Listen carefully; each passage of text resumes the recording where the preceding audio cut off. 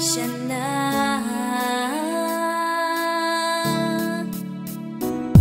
Yo, eto ang kwento ng kami unang magkita sa Parañaque, kung saan may nagdiwang na piyesta. Nagkakilala dahil sa isang kaibigan, kaya sa loobin ko sa kanya ay magaan. Sa unang araw na kami ay magkasama, maamo niyang mukha agad kung unang napuna. Kaya sa araw-araw na nagdaraan, damdamin ko sa kanya lalo lang gumagaan.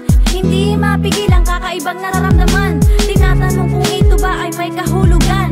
Close lang ba sa amin ang namamagitan, o mas higit pa sa iyo ng aming samahan? Kaya umasang baka siya nang nakalaan, at nararapat na maging isa kong kasintahan. Ngunit turing niya pala sa akin isang kaibigan, at ako lang pala nagbigay ng kamalisyahan. Kaya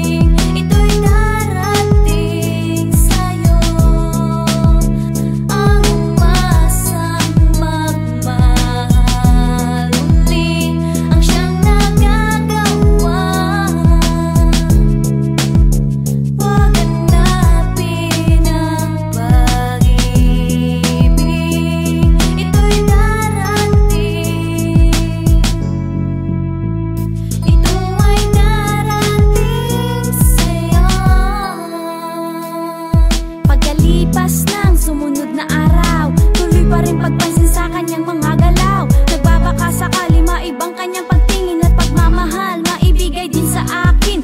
Pero huli na pala ng aking malaman, malamang mahal may meron na palang kasintahan. Ganun na siguro kung ika'y minamalas. Akalain mo muntik patawaging mga ahas, di ko inakala kabiguan mapapala.